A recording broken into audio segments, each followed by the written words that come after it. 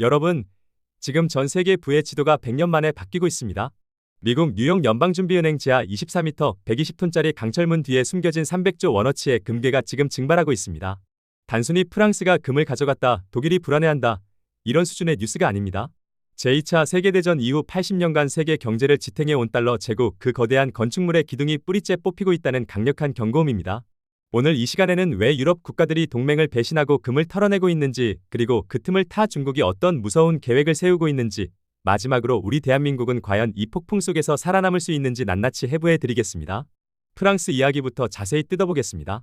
지난 2025년 7월부터 2026년 1월까지 프랑스 중앙은행은 뉴욕 연준에 보관 중이던 129톤의 금을 26차례에 걸쳐 전량 매각했습니다. 그리고 그 현금을 즉시 유럽 시장으로 돌려 그 자리에서 다시 금을 매수해 파리의 자체 금고로 옮겨 심었죠. 표면적으로 프랑스 중앙은행은 비표준 금괴의 재련 비용 절감이라는 지극히 행정적인 이유를 댔습니다. 하지만 왜 하필 이 시기일까요? 우리는 이 사건이 단순한 금 재배치가 아니라 아주 치밀하게 설계된 금융 탈출 작전이라는 점을 세 가지 관점에서 봐야 합니다. 첫째, 트럼프 행정부의 동맹 조롱이 부른 신뢰의 파산입니다.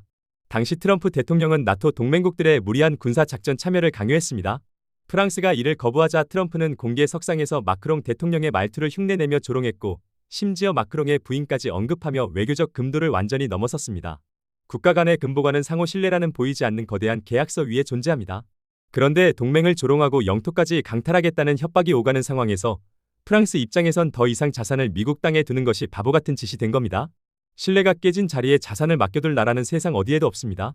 둘째, 자산 동결이라는 최악의 시나리오에 대한 선제적 방어입니다. 우리는 이미 러시아가 우크라이나 침공 직후 미국과 유럽에 묶여있던 외환 보유고를 한순간에 몰수당하는 장면을 목격했습니다. 러시아도 당했는데 미국과 마찰을 빚고 있는 프랑스가 당하지 말란 법이 있을까요? 프랑스는 미국이 원할 때 언제든 내 자산을 인질로 잡을 수 있다는 끔찍한 가능성을 읽었습니다. 금을 직접 매각하고 유럽에서 다시 사들이는 극단적이고 번거로운 방식을 택한 건 물리적인 이동 시 미국의 외교적 방해나 세관통과 거부 등을 원천 차단하기 위한 고도의 금융 전술입니다. 서류상으론 정상적인 매매지만 본질은 미국의 통제권 밖으로 자산을 옮기는 완벽한 도피인 셈입니다. 셋째, 달러 패권에 대한 공개적인 불신임 투표입니다. 프랑스는 1965년 드골 대통령 시절 이미 한 차례 미국 금고를 비우며 달러 제국의 첫 번째 균열을 냈습니다. 그로부터 60년 뒤 마크롱 정부가 다시 이 길을 걷고 있다는 것은 무엇을 의미할까요? 바로 미국 없는 유럽의 자율성을 경제적으로 증명하겠다는 선언입니다. 달러 결제망에서 벗어나 자기네 금고에 실물 금을 채워 넣음으로써 미국이 기축통화라는 무기를 휘둘러도 프랑스만큼은 스스로 버틸 수 있는 경제적 방어선을 구축한 것입니다. 이는 곧 미국 주도의 글로벌 금융 시스템이 더 이상 안전하지 않다는 강력한 메시지를 전 세계에 던진 것이며, 이 불신은 지금 독일과 이탈리아를 비롯한 다른 동맹국들로 들불처럼 번져나가고 있습니다. 독일의 금 환수 움직임과 미국 금고에 대한 불신을 더 깊이 있게 파헤쳐 시청자들이 그 위험성을 피부로 느낄 수 있도록 세 가지 포인트로 확장해드립니다. 이제 독일의 상황을 들여다보겠습니다. 60년 전 드골 대통령이 주머니 비우기 작전으로 달러 패권의 첫 균열을 냈던 역사가 2026년 지금 훨씬 더 위험한 형태로 재현되고 있습니다. 독일이 미국에 맡겨둔 금은 무려 1236톤, 우리 돈으로 약 300조 원에 달하는 천문학적인 규모입니다. 이 거대한 자산이 지금 뉴욕 연준의 지하 금고에 묶여 있는데 왜 독일은 지금 이토록 필사적으로 금을 빼내려 하는 걸까요? 여기에는 세 가지 치명적인 이유가 있습니다. 첫째, 2012년 독일 감사원이 겪은 굴욕적인 검증 실패가 신뢰를 완전히 무너뜨렸습니다. 당시 독일은 수십 년 만에 처음으로 미국에 있는 자국 금에 대한 실사를 요구했습니다. 하지만 미국이 보여준 태도는 협력적인 동맹국과는 거리가 멀었습니다. 겨우 허락을 받아 금고 문을 열었지만 금괴마다 찍혀 있어야 할 고유 번호는 뒤섞여 있었고, 일부 금괴는 엑스레이 검사조차 거부당했습니다. 독일은 자기 금이 진짜 자기 금인지 확인할 방법이 없었습니다. 수십 년 동안 우리가 맡긴 금이 정말 그 자리에 있는지, 아니면 누군가에게 이미 담보로 잡혀 돌아다니고 있는지조차 알 수 없는 깜깜이 금고였음이 드러난 것입니다. 둘째, 미국식 금의 정체에 대한 의혹입니다. 독일이 2013년부터 2017년까지 수년간의 악전고투 끝에 간신히 674톤을 회수했지만 돌아온 금괴들은 충격적이었습니다. 독일이 처음에 맡겼던 고유한 각인이 찍힌 원본 금괴들이 아니었습니다. 미국은 급하게 새로 찍어낸 정체불명의 금괴들을 내밀었습니다. 내 차를 발레 파킹에 맡겼는데 주차장은 보여주지 않으면서 엉뚱한 차의 핸들만 떼어다 준 꼴입니다. 이때 독일인들은 깨달았습니다. 우리가 맡긴 금은 미국이 자기들 마음대로 파생상품을 만드는데 써버렸구나. 이 경험은 독일 사회의 미국의 금고는 안전한 장소가 아니라 언제든 내 자산이 증발할 수 있는 위험 지역이라는 뼈아픈 트라우마를 심어주었습니다. 셋째, 트럼프 리스크로 인한 국가 부도급 자산 몰수에 대한 공포입니다. 최근 트럼프 대통령의 예측 불가능한 폭주는 독. 이 공포의 뿌리는 2022년 러시아 자산 동결 사건입니다. 서방이 러시아의 외환 보유고를 동결하고 거기서 나오는 이자로 전쟁 비용을 지원하겠다고 했을 때 전 세계 중앙은행들은 전율했습니다. 미국과 사이가 틀어지면 내 전 재산이 무기가 될 수 있구나. 이 공포가 데이터를 바꿨습니다. 2022년부터 3년 연속으로 전 세계 중앙은행이 1000톤 이상의 금을 사들이고 있습니다. 2026년 4월 드디어 금 보유액이 미국 국채 보유액을 추월했습니다. 30년 만의 역전입니다. 전 세계가 미국의 빈문서보다 손에 쥔 금덩어리를 더 신뢰하기 시작했다는 명백한 증거입니다.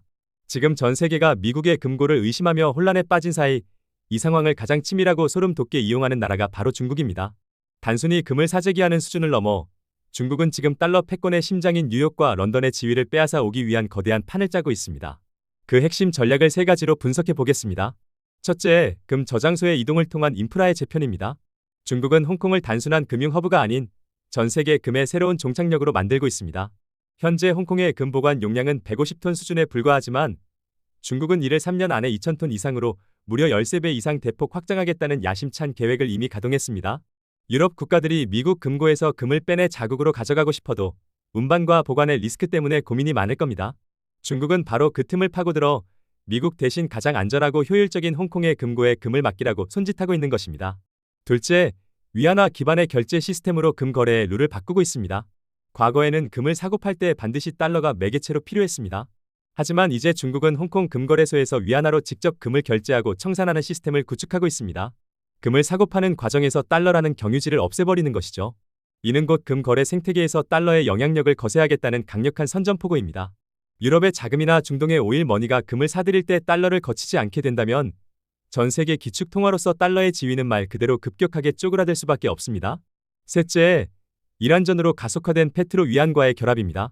미국이 이란을 타격하면서 호르무즈 해협이 불안정해지자 이란은 석유 결제 수단으로 달러 대신 위안화를 적극적으로 수용하고 있습니다. 중국은 여기서 얻은 막대한 오일 머니를 다시 금으로 바꾸어 홍콩 금고에 쌓아두는 석유 금 위안화의 완벽한 순환 고리를 완성했습니다. 미국이 이란을 때리느라 정신없는 사이 중국은 석유 시장에서 달러의 퇴장을 앞당기고 그 자리를 위안화와 금으로 메우고 있는 겁니다. 결국 미국이 동맹국들과의 관계를 파괴하며 뿌린 탈달러화의 씨앗이 지금 중국이라는 토양에서 위안화 패권이라는 거대한 나무로 자라나고 있습니다. 가장 중요한 건 우리 대한민국입니다. 현재 대한민국이 보유한 금 104톤은 전량 영국 런던에 있는 영란은행 BOE 금고에 보관되어 있습니다.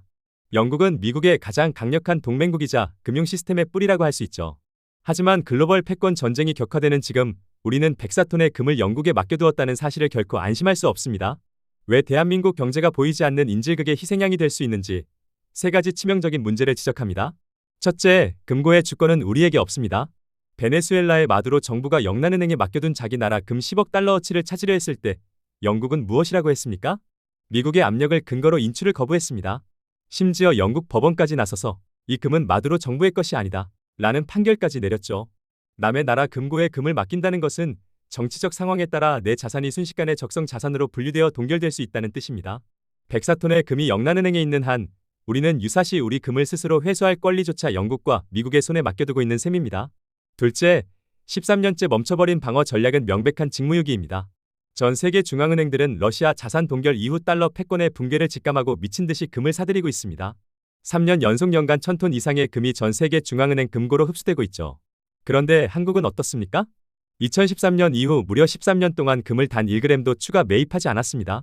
전 세계가 다가올 폭풍에 대비해 금이라는 든든한 방패를 만들고 있을 때 우리는 13년 전의 낡은 포트폴리오를 그대로 고집하고 있습니다. 변화하는 국제 금융 질서 속에서 대한민국만 혼자 13년 전의 방식을 고수하고 있다는 것, 이는 다가올 경제적 쓰나미를 방관하는 것과 다름없습니다. 셋째, 외환보유고의 불균형이 우리의 숨통을 조일 것입니다. 우리 외환보유고에서 금이 차지하는 비중은 고작 3.2% 수준입니다. 전 세계 주요 선진국들이 외환보유고의 60에서 70%를 실물금으로 채워두는 것과 비교하면 너무나도 초라한 수치입니다. 달러의 위상이 흔들리고 원화 가치가 불안해질 때 우리를 지켜줄 최후의 보루인 금이 부족하다는 것은 곧 국가 부도 위기가 왔을 때 대응할 수 있는 무기가 없다는 뜻입니다. 우리는 지금 낡고 구멍난 나침반 하나에 5천만 국민의 명운을 걸고 폭풍 속을 항해하고 있습니다. 이제라도 대한민국은 달러 몰빵 구조를 깨고 실물 자산인 금의 비중을 대폭 확대하는 경제 주권 회복에 나서야만 합니다. 여러분, 달러는 1971년 닉슨 쇼크 이후 금과의 연결이 끊어졌지만 신뢰라는 이름으로 지금까지 기축 통화 자리를 지켰습니다. 하지만 이제 그 신뢰가 붕괴하고 있습니다. 금은 단지 광물이 아닙니다. 미국의 힘이 다했다는 것을 알리는 조종입니다. 이 거대한 쓰나미가 몰려오고 있습니다. 지금 여러분은 자산을 어떻게 지키고 계십니까? 종이 달러에 머무를 것인가? 아니면 실물 자산으로 대피할 것인가? 이 질문에 답해야 할 시간이 얼마 남지 않았습니다. 오늘 영상이 여러분의 경제적 판단에 작은 경종이 되었길 바랍니다. 유익하셨다면 구독과 좋아요 부탁드립니다.